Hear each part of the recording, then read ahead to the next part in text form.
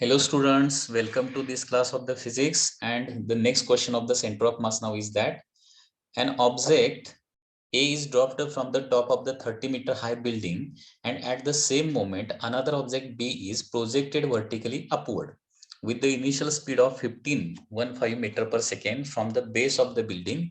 Mass of object A is 2 kg while mass of object B is 4 kg. Find the maximum height above the ground level attained by the center of mass of A and B. Okay, तर maximum height किती पर्यंत जाणार आहे? Maximum height attained by centre of mass of A and B म्हटलेलं आहे. क्वेश्चनचा meaning लक्षात आला का बघा. Object A is dropped, object A is here which is dropped down, okay, from a 30-meter high building. So total height is given as 30 meter, okay, from the ground. And at the same moment another object B is projected vertically upward with initial speed 15 meter per second. Mass of object A is 2 kg and mass of object B is, okay, 4 kg. Find the maximum height above the ground level attained by the center of mass.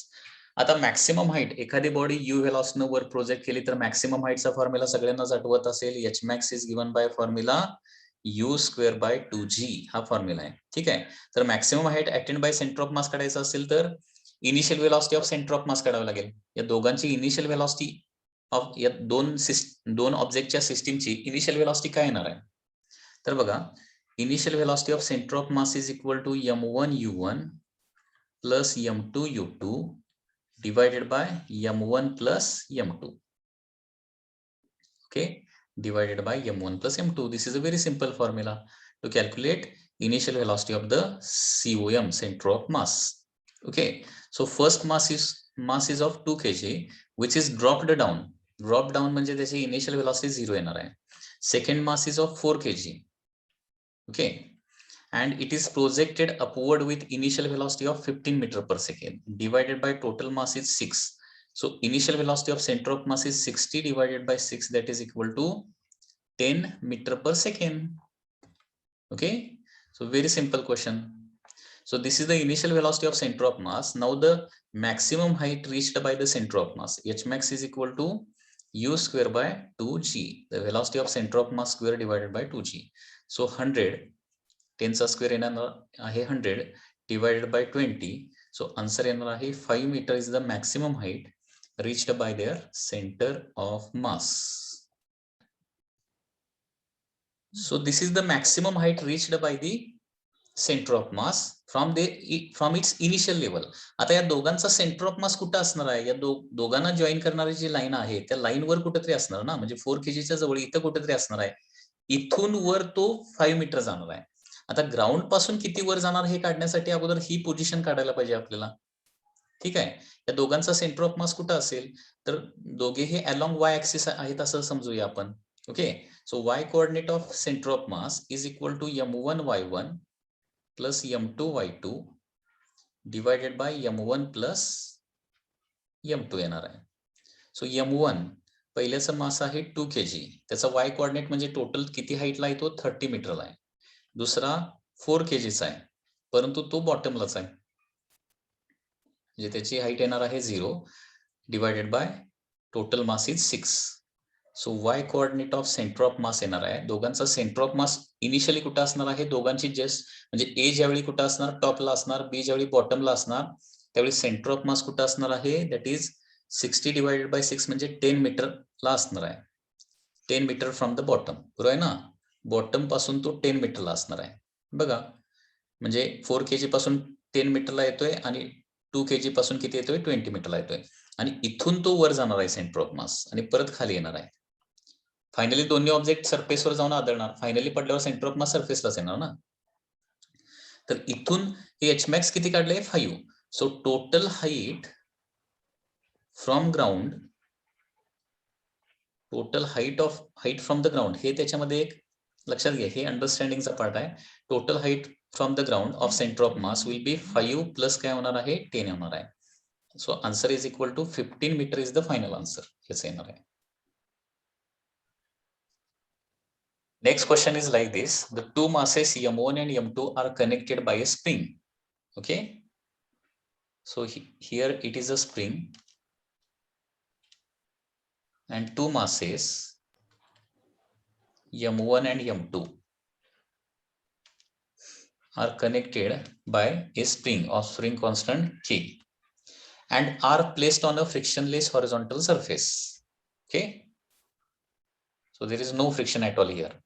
Initially the spring is stretched through a distance x naught. म्हणजे दोन्ही masses दोन्ही साईडला ओढायचे आहेत.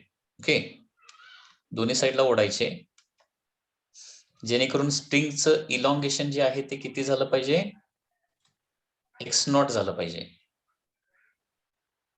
So this will be the case. So याचं elongation जे आहे ते किती होणार आहे, इलॉंगेशन एक्स नॉट होईपर्यंत दोन्ही मासे साईडला ओढायचे आहेत and then the system is release from rest. आता हे दोन्ही मासे सोडून दिले तर काय होणार, हे दोन्ही मासे सुरुवातीला मीन पोझिशनला येणार, परंतु मीन पोझिशनला येऊन थांबणार का नाही, तर ते परत आत थोडेसे जाणार आहेत दोन्ही मासेस. त्यावेळी स्प्रिंग काय असणार आहे, कॉम्प्रेस्ड असणार आहे अशी, आणि पार्टिकल्स फायनली काय होणार आहेत, थांबणार आहेत, थांबणार आणि परत पाठीमागे जाणार आहेत. So in this way oscillation will continuously start there, oscillation चालू होणार आहेत. ओके, तर आता क्वेश्चन मध्ये काय विचारलंय की स्प्रिंगचं इलॉंगेशन एक्स नॉट केलं आणि सोडून दिलं तर m1 मासचं डिस्प्लेसमेंट किती होणार आहे, हा m1 मास असणार आहे, हा m2 मास असणार आहे. तर m1 मास काय होणार आहे, इथून इथपर्यंत येणार आहे. So this is the displacement of mass m1 आणि m2 मास जो आहे ना तो स्ट्रेच केलेली पोझिशन ही होती आणि इथून काय होणार आहे, तो इथपर्यंत येणार आहे आणि फायनली तो रेस्टला जाणार, म्हणजे पूर्ण व्हेलॉसिटी झिरो होणार. लक्षात येते का बघा, पुन्हा एकदा सांगतोय, सुरुवातीला मासेस m1 m2 या पोझिशनला आहेत त्यावेळी स्प्रिंग अनस्ट्रेच्ड आहे. त्याच्यानंतर काय केले, दोन्ही मासेस साईडला ओढले जेणेकरून स्प्रिंगचे इलॉंगेशन एक्स नॉट होईल. स्प्रिंगचं इलॉंगेशन किती होईल, एक्स नॉट. ठीक आहे, आता दोन्ही मासे स्ट्रेच करून काय करायचे, सोडून द्यायचे. सोडून दिल्यानंतर स्प्रिंग फोर्समुळे ते जवळ जवळ जवळ येणार आहे, कुठे येणार, ओरिजिनल पोझिशन पर्यंत येणार, परंतु ओरिजिनल पोझिशनला येऊन थांबणार नाहीये, तिथं त्यांना व्हेलॉसिटी मिळालेली असणार ना, and therefore due to that velocity again they move inward. परंतु आत मूव्ह होईल तसं स्प्रिंगचं कॉम्प्रेशन चालू होणार आणि त्याच्यामुळे व्हेलॉसिटी पुन्हा कमी कमी कमी होत जाणार आणि फायनली व्हेलॉसिटी अगेन काय होणार आहे, झिरो होणार आहे. ओके, आता क्वेश्चन मध्ये काय विचारलंय, स्ट्रेच्ड पोझिशन पासून परत ज्यावेळी ते पुन्हा स्प्रिंग कॉम्प्रेशन झाल्यावर पुन्हा ज्यावेळी ते रेस्ट मध्ये येणार आहेत त्यावेळी फर्स्ट m1 मासची डिस्प्लेसमेंट s1 झालेली असणार आणि m2 मासची डिस्प्लेसमेंट s2 झालेली असणार आहे.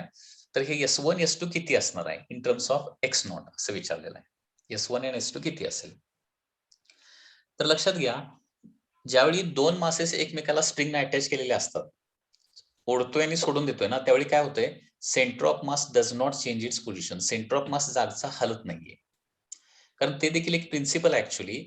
when no external force is acting on the body, center of mass remains unchanged. External force जर ऍक्ट होत नसेल तर सेंटर ऑफ मास आपली पोझिशन कधीच चेंज करत नाही. इंटरनल फोर्सेस भलेही ऍक्ट झाले तर चालतात, इंटरनल फोर्सेसमुळे सेंटर ऑफ मास चेंज होत नाही, एक्सटर्नल फोर्सेस ऍक्ट झाला तरच सेंटर ऑफ मास चेंज होतो. आता इथे एक्सटर्नल फोर्स कुठलाच नाहीये. ओके, दोन्ही मासेसवर ऍक्ट होणारा फोर्स स्प्रिंग फोर्स आहे आणि तो फोर्स आहे ना त्याला इंटरनल फोर्स म्हणणार, it is not the external force. त्याच्यामुळे या केसमध्ये सेंटर ऑफ मास चेंज होणार नाहीये. आता दोघांची डिस्प्लेसमेंट किती होणार, s1 प्लस s2 किती होणार आहे, तर हे अगोदर काढता आलं पाहिजे. s1 प्लस s2 दोघांची मिळून डिस्प्लेसमेंट होणार आहे 2x0. आता दोघांची मिळून डिस्प्लेसमेंट 2x0 का होणार, म्हणजे याची डिस्प्लेसमेंट s1 प्लस याची डिस्प्लेसमेंट s2 म्हणजे s1 प्लस s2 2x0 होणार. का होणार माहिती आहे का, तुम्ही ऑसिलेशन टॉपिक जर स्टडी केलेला असेल तर तुम्हाला माहिती आहे बघा, एकच मास आहे तर ते मीन पोझिशनला आहे, सपोज इनिशियली मीन पोझिशनला, त्याला मी काय केलं, सपोज एक्स अमाऊंटनं खाली स्ट्रेच केलं आणि सोडून दिलं तर परत हे इथंपर्यंत येतं आणि इथं येऊन थांबतं का, नाही, इथंपर्यंत जातं आणि मग थांबतं. म्हणजे इथून इथंपर्यंत ते जातं. आता जेवढं डिस्टन्स ते खाली गेलेलं असतं तेवढंच डिस्टन्स वर जातं, माहिती आहे ना. म्हणजे स्ट्रेच्ड पोझिशन पासून कम्प्लिटली कॉम्प्रेस्ड पोझिशनला जाईपर्यंत तो काय होतो, टोटल 2x न डिस्प्लेस होतो. हे ऑसिलेशन्स मध्ये तुम्ही स्टडी केलेलं असणार, ही ऑसिलेशनची कन्सेप्ट आहे. हे बघा, पुन्हा एकदा सांगतोय, एक मास स्प्रिंगला अटॅच केलं, सुरुवातीला ते मीन पोझिशनला आहे, म्हणजे अजिबात हालत नाहीये. आता एक्स अमाऊंटनं याला खाली ओढलं आणि सोडून दिलं, तर परत रेस्टला कधी येतं ते? परत रेस्टला कुठं मीन पोझिशनला येणार का? नाही. इथून इथपर्यंत जाणार सुरुवातीला ते मास. इथं आल्यानंतर व्हेलॉसिटी मॅक्सिमम झालेली असते, त्याच्यामुळे इथं थांबत नाही. परत वर सर्टन डिस्टन्स जातं आणि मग थांबतं. म्हणजे बॉटम पासून किती डिस्टन्सला जाऊन ते परत थांबणार आहे? 2x एवढं डिस्टन्सला जाऊन थांबणार. म्हणजे याचा अर्थ एक मास एक्स अमाऊंटनं स्ट्रेच केलं आणि सोडून दिलं, तर रेस्टला परत कधी जातं? ते 2x डिस्टन्स पलीकडे गेल्यानंतर, म्हणजे टोटल त्या एक्स्ट्रीम पोझिशन पासून, बॉटम पोझिशन पासून 2x डिस्टन्स म्हणजे टॉपमोस्ट पोझिशनला गेल्यानंतरच परत थांबतं. तसं इथं स्प्रिंग आपण एक्स नॉट न स्ट्रेच केली आणि मासेस सोडून दिले, तर 2x नॉट डिस्टन्सनं ते दोन्ही मासेस आत आल्यानंतरच काय होणार आहे? ते कम्प्लिटली परत रेस्ट मध्ये येणार आहेत. हे अगोदर लक्षात आलं का बघा? इथपर्यंत काय डाऊट आहे का अगोदर विचारा. आता नेक्स्ट आहे S1 प्लस S2, तर 2x नॉट मिळाला आपल्याला. आता ते त्याच्यातलं 2x नॉट मधलं S1 किती जाणार आणि S2 किती जाणार हे आपल्याला फाइंड आउट करायचं आहे. आता सेंटर ऑफ मास आपली पोझिशन चेंज करत नसेल, इथं सेंटर ऑफ मास, इथं एक महत्वाची गोष्ट लक्षात ठेवा नेहमी. ओके, दोन मासेस असे स्प्रिंगला आपण अटॅच केले, ओके, ते स्ट्रेच केले आणि सोडून दिले, तर त्यांचं ऑसिलेशन चालू होतं. तर या प्रोसेसमध्ये त्यांचा सेंटर ऑफ मास, सपोज हे मास आहे m आणि हे मास आहे 3m. ओके, हे मास m आणि हे मास 3m आहे, तर याचा सेंटर ऑफ मास कुठे येणार? 3m च्या जवळ येणार आहे. आणि 3m च्या जवळ हे टोटल डिस्टन्स सपोज 100 सेंटीमीटर असेल ना, अझ्युम करूया 100 सेंटीमीटर. सेंटर ऑफ मास कुठे कुठे येणार माहित आहे? सेंटर ऑफ मास म्हणजे साधारणपणे इथं 25 सेंटीमीटर फ्रॉम 3m येणार बघा. 25 सेंटीमीटर फ्रॉम 3m. ओके, तर हे दोन मासेस ऑसिलेट होत असताना, म्हणजे ज्यावेळी ऑसिलेशन दोघांचे असे इन आउट चालू होणार आहेत, त्यावेळी सेंटर ऑफ मास आपली पोझिशन चेंज करत नाही. आणि ऑसिलेशन कसे होतात माहितीये का? हा पार्टिकल या मीन पोझिशन भोवती एवढा ऑसिलेट होणार, असा एवढा आत बाहेर. ओके, ही स्प्रिंग इथं असणार मध्ये, आणि हा पार्टिकल या मीन पोझिशन भोवती एवढाच ऑसिलेट होणार. म्हणजे एक पार्ट जास्त ऑसिलेट होणार, दुसरा पार्ट असा थोडासा ऑसिलेट होणार, असे ऑसिलेशन चालू होणार. ओके, हेवी मास थोडासा ऑसिलेट होणार आणि लाईट मास जास्त ऑसिलेट होणार, हे पण लक्षात ठेवा. ठीक आहे, मीन पोझिशन भोवती मात्र ऑसिलेट होतात त्यांच्या, म्हणजे जिथं ज्यावेळेस स्प्रिंग अनस्ट्रेच असते ना, त्या जे 25 इथं नेहमी सेंटर ऑफ मास इथं ऍज इट इज राहणार. हा पार्ट, ओके, हा पार्ट 1 सेंटीमीटर ऑसिलेट होत असेल तर डायरेक्टली हा 3 सेंटीमीटर ऑसिलेट होणार. ठीक आहे, तर हे देखील ऑसिलेशन साठी from oscillation point of view लक्षात ठेवा. ओके, तर मला इथं काय विचारायचं आहे, आता सेंटर ऑफ मास आपली पोझिशन चेंज करत नसेल तर S1 S2 मध्ये रिलेशन काय येते ते तुम्हाला सांगतो. आता डिस्प्लेसमेंट ऑफ सेंटर ऑफ मासचा फॉर्म्युला आपल्याला माहित आहे. Displacement of centre of mass असतं M1 S1 plus M2 S2 divided by काय असणार आहे? M1 प्लस M2 असणार आहे. आता डिस्प्लेसमेंट ऑफ सेंटर ऑफ मास इथं होत नाही म्हणून सांगितलंय, म्हणजे हे 0 झालं. सो 0 इज इक्वल टू काय येणार आहे? M1 S1 प्लस काय येणार आहे? M2 S2 येणार आहे. म्हणजेच काय येणार आहे? M1 S1 is equal to काय येतं? मायनस M2 S2 येतं. म्हणजे जिथं सेंटर ऑफ मास आपली पोझिशन चेंज करत नाही, तिथं फर्स्ट मास इंटू त्याची डिस्प्लेसमेंट इज इक्वल टू काय येणार? मायनस सेकंड मास इंटू त्याची डिस्प्लेसमेंट. आता हे मायनस साइन फक्त काय इंडिकेट करतं? डायरेक्शन. म्हणजे एक मास S1 न राईटला आला तर दुसरा मास त्यावेळी S2 न काय होणार? लेफ्टला जाणार आहे. फक्त मायनस साइन इथं काय इंडिकेट करणार आहे? डायरेक्शन इंडिकेट करणार आहे. फक्त मॅग्निट्यूड वाईज विचार करायचा झाला तर M1 S1 is equal to काय येणार आहे? M2 S2 येणार आहे. मग आपल्याला दोन रिलेशन मिळाले. So this is the first relation, this is the second relation. Okay, हे दोन रिलेशन आपल्याला मिळालेले आहेत. ठीक स्टुडंट्स,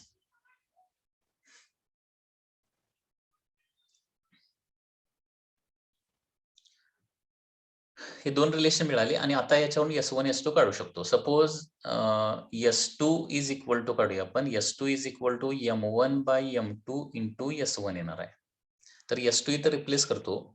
तर S1 प्लस S2 म्हणजे M1 by M2 into S1 is equal to येणार आहे 2x नॉट. ओके, आणि देअरफॉर S1 जर कॉमन काढलं, ओके, S1 जर कॉमन काढलं तर काय होणार आहे? 1 plus M1 by M2. S1 common काढलं तर इज इक्वल टू काय येणार आहे 2x0. ओके 2x0 येणार आहे.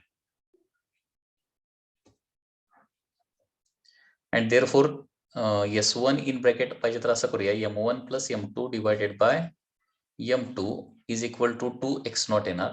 And therefore displacement of first particle will be 2x0 into M2 divided by M1 plus M2 येणार आहे. So this is the displacement of the first particle before coming to rest again. जे पहिल्या पार्टिकलचे displacement before coming to rest again असणार आहे 2x0 M2 divided by M1 plus M2. आणि या पद्धतीनेच काय करू शकतोय आपण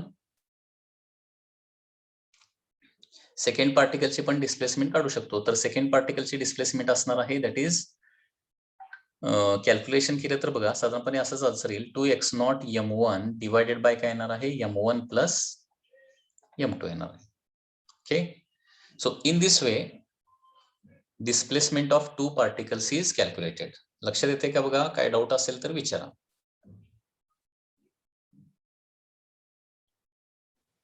ज्यावेळी स्प्रिंगला दोन मासेस लावतोय आणि आपण स्ट्रेच करतोय त्यावेळी त्यांचा सेंटर ऑफ मास हलत नाहीये. ओके म्हणजे जेव्हा जेव्हा याचा मिनिंग काय होतो इंटरनल फोर्सेस ऍक्ट होतात फक्त आणि कुठलाही एक्सटर्नल फोर्स ऍक्ट होत नाही त्यावेळी सेंटर ऑफ मास आपली पोझिशन अजिबात चेंज करत नाही. ओके हे एक सेंटेन्स इथं लक्षात ठेवा. When no external force acts when no external force acts center of mass remains unchanged. Centre of मास काय होतोय अनचेंज्ड राहतोय म्हणजे कॉन्स्टंट व्हेलॉसिटीने जात असेल तर कॉन्स्टंट व्हेलॉसिटीने जाणार, रेस्ट मध्ये असेल तर रेस्ट मध्ये राहणार आहे. आणखी एक याचं चांगलं एक्झाम्पल सपोज एक बॉम्ब प्रोजेक्टाईल मोशन मध्ये bomb is in projectile motion. Okay आणि मध्येच एक्सप्लोड झाला. ठीक आहे बघा प्रोजेक्टाईल मोशनचं एक्झाम्पल घेऊया. प्रोजेक्टाईल मोशन मध्ये सेंटर ऑफ मासचं कसं होत आहे प्रोजेक्टाईल मोशन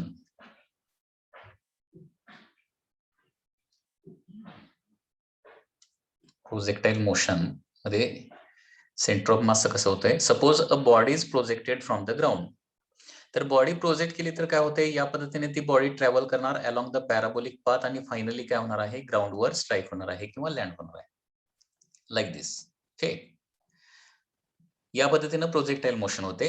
आता बॉम्ब जर एक्सप्लोड झाला नाही तर एक्झॅक्टली या पाथनं जाणार आहे. सपोज इथं मध्येच कुठंतरी आला आणि तो एक्सप्लोजन त्याचं झालं बॉम्बचं. तर एक्सप्लोजन झाल्यानंतर एक पार्टिकल कदाचित इथं पडणार आहे, दुसरा पार्टिकल इथं पडेल, तिसरा पार्टिकल आणखी कुठेतरी पडेल, पण सगळ्यांचा सेंटर ऑफ मास मात्र जाऊन काय होतो इथंच पडतो फायनली.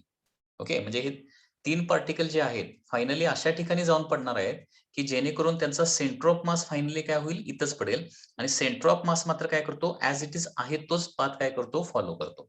हे नेहमी लक्षात ठेवा. ओके तर एमसीक्यू पॉइंट ऑफ व्ह्यू हा पॉइंट तुम्ही लक्षात ठेवू शकताय. When bomb is thrown into air and it explodes in the mid air, then what will happen, center of mass follows the parabolic path and center of mass finally falls at the point of range. रेंजचा जो point असणार ना तिथं centre of मास जाऊन पडणार आहे. Okay लक्षात येत आहे because there is no external force acting on this system. Next question is like this. A projectile is fired at the speed of 100 meter per second at an angle of 37 degree above the horizontal. Okay. So question is like this. A projectile is fired at an angle of 37 degree to horizontal with the speed of 100 meter per second. असं दिलंय. Okay. At the highest point, the projectile breaks into two parts of mass ratio 1:3. ही projectile जी आहे ना ती अशी असणार आहे. ती हायेस्ट पॉइंटला पोहोचल्यानंतर इथे एक्सप्लोजन झाला. ओके आता एक्सप्लोजन जरी झाला तरी मी तुम्हाला सांगितलंय की त्या दोन पार्टिकलचा सेंटर ऑफ मास फायनली रेंजलाच जाऊन पडणार आहे. इथं फायनली सेंटर ऑफ मास असणार आहे. ओके एक्सप्लोजन झाल्यानंतर एक पार्ट वन मासचा तयार होतोय ना दुसरा पार्टिकल 3 मासचा तयार होतोय. The smaller particle comes to rest after explosion. त्याच्यातला स्मॉलर पार्ट रेस्टला आला तर काय होणार तो फ्री फॉल होणार आणि बरोबर इथे येऊन पडणार आहे स्मॉलर मास. असं करूया, पहिल्या पार्टिकलचं मास 1 कन्सिडर करूया डायरेक्टली, 1 kg डायरेक्टली म्हटलं तरी चालतंय. दुसऱ्या पार्टिकलचं मास डायरेक्टली काय होणार, मग 3 kg होणार. म्हणजे 1 kgचा पार्टिकल इथं पडणार आहे. ओके, तर 3 kgचा काय होणार, मग सेंटर ऑफ मास इथे यायचा असेल तर 3 kgचा पार्टिकल काय होणार आहे, सेंटर ऑफ मास कुणाच्या जवळ असतो रे, 3 म्हणजे हेवियर मासच्या जवळ असतो ना. हा जो आहे ना तो असा पुढे जाणार, लक्षात घ्या, आणि हेवियर पार्टिकल इथं कुठेतरी पडणार. बघा, हे डिस्टन्स कमी असणार आणि हे डिस्टन्स जास्त असणार लेफ्टचं, आणि राईट हँड साईडचं काय असणार आहे, डिस्टन्स कमी. 3 kgचा इथं जाऊन पडणार आहे. 1 kgचा इथं असेल, सेंटर ऑफ मास इथं असेल, तर 3 kgचा कुठं जाऊन पडणार हे आपल्याला फाइंड आउट करायचं आहे. खूप इझी एक्झाम्पल आहे. ओके, तर सुरुवातीला काय करूया, याचे कंपोनंट्स फाइंड आउट करूया. कंपोनंट्स फाइंड आउट करणं तुम्हाला माहित आहे, हे तोंडी लगेच बघितल्या सांगता आलं पाहिजे. आता मी काढत बसत नाही. सांगा रे पटदिशी कंपोनंट किती येणार, हॉरिझॉन्टल वर्टिकल 100 से फास्ट, सुपर फास्ट. बोला. कंपोनंट्स इकडचा येणार आहे 80, 100 चे 2 कंपाऊंड येणार, 80 आणि 60. अँगल ज्या साईडला कमी असतो तिकडचा मोठा कंपाऊंड असतो. 80 आणि 60 कंपाऊंड झाले. मग रेंजचा फॉर्म्युला आपल्याला माहित आहे, 2uxuy/g.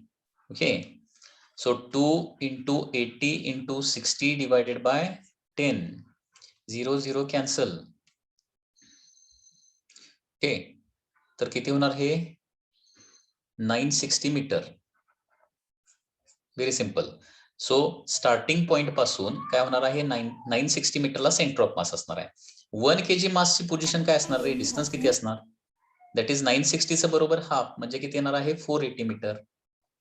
चला, मग आता काय करूया, हे एक्स ऍक्सिस आहे ना, हा एक्स ऍक्सिस. एक्स ऍक्सिस वर m1 आहे 1 kg, x1 असणार आहे 480.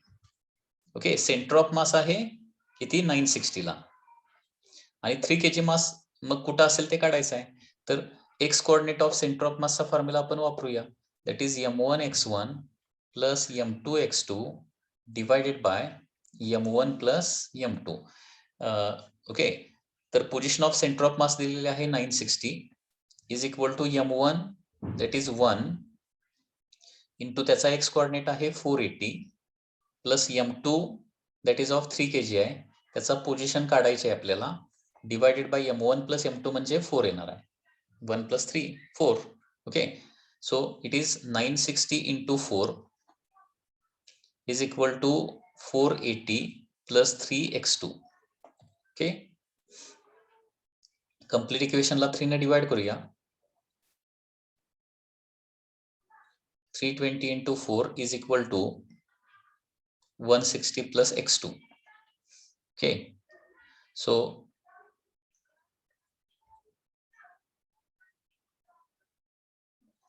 1280 minus 160 is equal to x2. So x2 is equal to 1280 minus 160.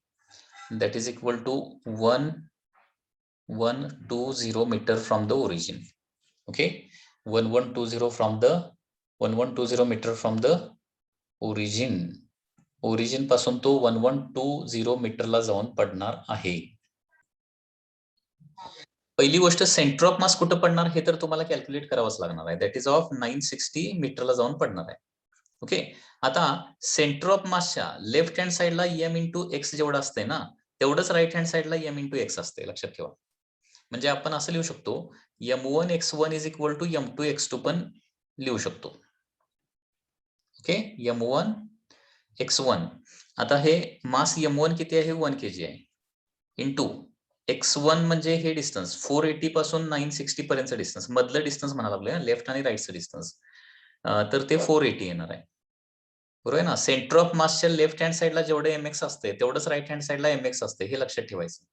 हे पण प्रिन्सिपल डायरेक्टली, म्हणजे कमी म्हणजे 2च पार्टिकल असले किंवा 2 पेक्षा जास्त जरी पार्टिकल असले तर लेफ्ट हँड साइडचं सेंटर ऑफ मासच्या लेफ्ट हँड साइडला जेवढे mx असते तेवढं राईट हँड साइडला mx असते, हे तुम्ही शॉर्टकट मध्ये लक्षात ठेवू शकताय.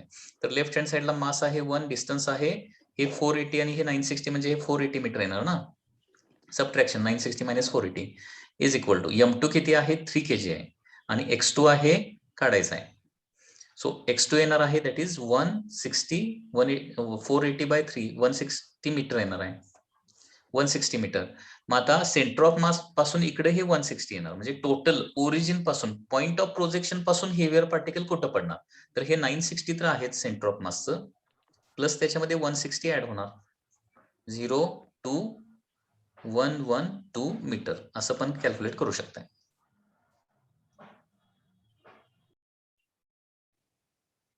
हे बघा, याचा आन्सर आता पटदिशी सांगायचा आहे आपल्याला. ओके, एक सिंपल क्वेश्चन विचारणार आहे. A body is projected with the velocity of 50 metre per second at an angle of 53 degree with horizontal, 53 डिग्रीला प्रोजेक्ट केलेली आहे. ओके, हायेस्ट पॉइंटला बॉडी ज्यावेळी होती त्यावेळी काय झालं, हायेस्ट पॉइंटला असताना बॉडी काय झाली, ब्रेक झाली in the ratio of mass 2:3. 2:3 या रेशो मध्ये ती बॉडी काय झालेली आहे, ब्रेक, म्हणजे दोनच पार्टिकल तयार झालेले आहेत.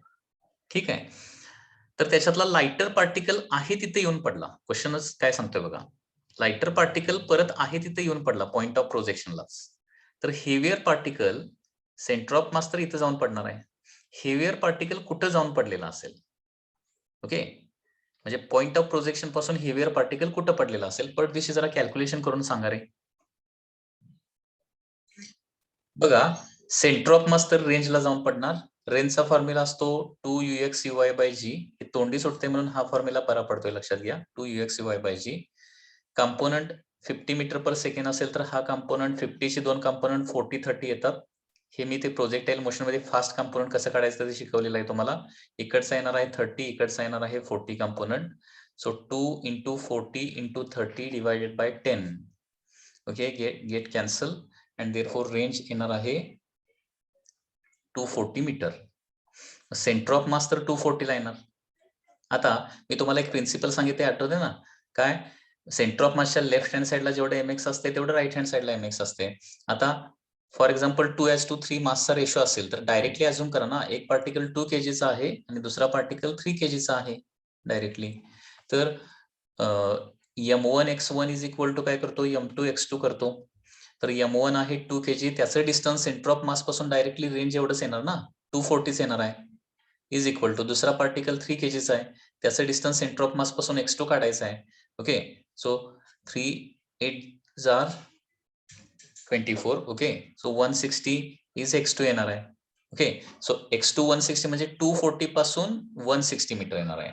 म्हणजे टोटल डिस्टन्स जे येणार ना पॉइंट ऑफ प्रोजेक्शन पासून हा जो पार्टिकल आहे तो किती डिस्टन्सला जाऊन पडणार आहे, that is 240 plus 160, that is equal to 400 metre from the point of projection.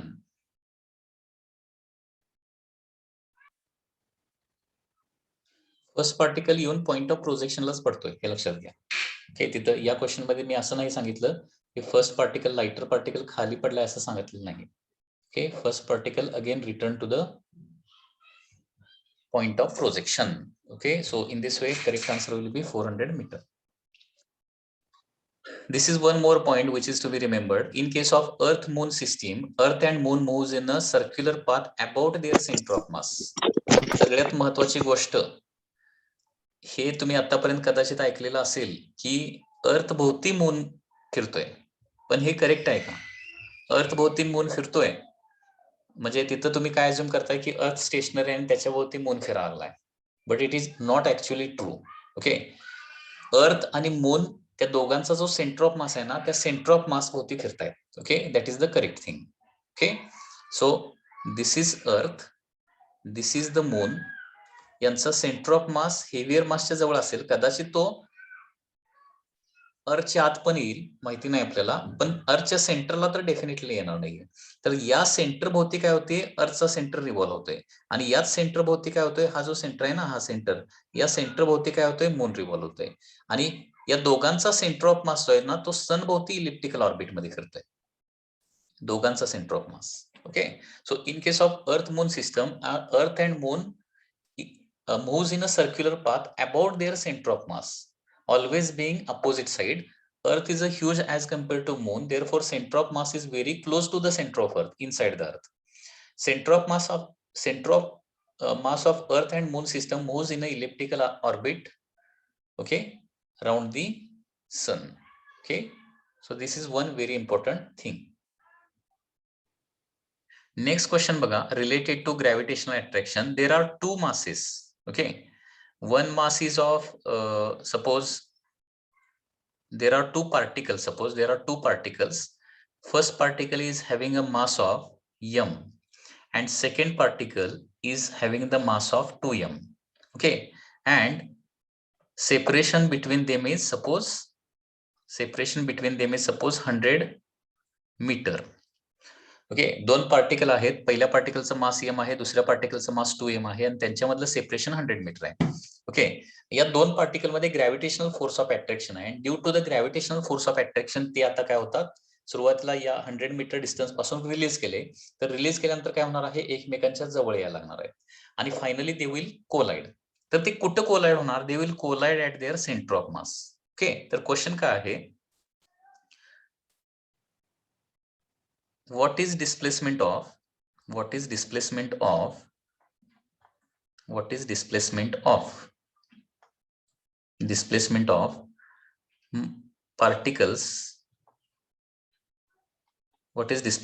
particles, before collision.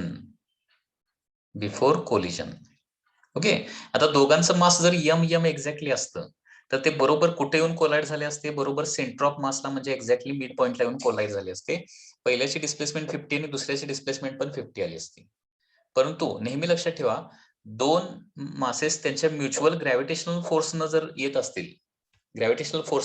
असतील तर ते या प्रोसेसमध्ये सेंटर ऑफ मास आपली पोझिशन अजिबात चेंज करत नाही. त्याच्यामुळे फायनली दोन पार्टिकल कुठे येऊन कोलाइड होणार आहेत, त्यांच्या सेंटर ऑफ मासला येऊन कोलाइड होणार आहेत. ओके, सेंटर ऑफ मासला येऊन कोलाइड होणार आहेत. ठीक आहे, तर बिफोर कोलिजन पहिल्या पार्टिकलनं ट्रॅव्हल केलेलं डिस्टन्स सपोज किती असेल, s1 असेल आणि दुसऱ्या पार्टिकलनं ट्रॅव्हल केलेलं डिस्टन्स s2 असेल. तर आपल्याला माहित आहे की इफ COM डझंट चेंज, काय होतंय सांगा, m1 s1 is equal to काय येते, m2 s2 येते. बरोबर आहे ना, m1 s1 is equal to m2 s2 काय येते ते तुम्हाला माहिती आहे. ओके, माहिती आहे ना का तसं होतंय, कारण displacement of centre of mass is equal to m1 s1 plus m2 s2 divided by m1 plus m2. Displacement हालतच नाही म्हटल्यावर काय होणार आहे, m1 s1 is equal to m2 s2 येणार आहे. डायरेक्शन सहित म्हटला तर काय येणार आहे, तिथं मायनस साइन येणार आहे, विथ डायरेक्शन. ठीक आहे, तर पहिल्या पार्टिकलचा मास आहे m, त्याची डिस्प्लेसमेंट s1, दुसऱ्या पार्टिकलचा मास आहे 2m, त्याची डिस्प्लेसमेंट आहे s2. ओके, हे एक रिलेशन आपल्याला मिळालं, m get cancel. So s1 is equal to काय येणार आहे, 2s2 येणार. ओके, त्याचबरोबर s1 प्लस s2 दोघांची मिळून डिस्प्लेसमेंट किती होणार आहे, 100 मीटर होणार. दोघांची मिळून डिस्प्लेसमेंट 100. तर याच्यामधलं s1 रिप्लेस करतो, s1 is equal to 2s2 plus s2 is equal to 100 metre. So s2 is equal to काय येणार आहे, 100 डिवायडेड बाय 3 होणार आहे, that is equal to 33.33 metre s2. मग ऑटोमॅटिकली s1 बाकीचं distance that is 66.67 metre.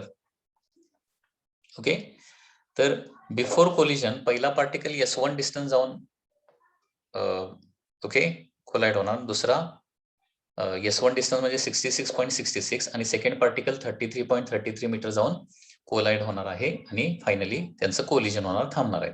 Okay, म्हणजे दोन particle mutual ग्रॅव्हिटेशननं एकमेकाला अट्रॅक्ट होऊन कोलाइड होत असतील, कोलिजन होत असतील, तर काय लिहायचं इथं, दोन फॉर्म्युले यूज करायचे. पहिली गोष्ट m1 s1 is equal to m2 s2 आणि त्याच्यानंतर s1 plus s2 is equal to त्यांच्यामधलं डिस्टन्स. हे दोन फॉर्म्युले वापरले की तुम्हाला सोल्युशन मिळते. आता पार्टिकल ऐवजी थोडंसं बॉडीज घेतो मी आणि बॉडीज घेऊन आपण कसं सोल्युशन येते बघूया. Suppose there are two spheres. Okay, this sphere is having radius of 3r and mass is 3m, and another sphere is of radius 2r and it has a mass of m. ठीक है, and distance between their centers, okay, distance between their centers is 15 r आहे. Okay, so this is the question. बघा, खूप interesting question आहे. दोन sphere आहेत, पहिल्याचे radius 3r, दुसऱ्याचे radius 2r, पहिल्याचं मास 3m, दुसऱ्याचं मास m आहे आणि सेंटर टू सेंटर डिस्टन्स आहे 15r.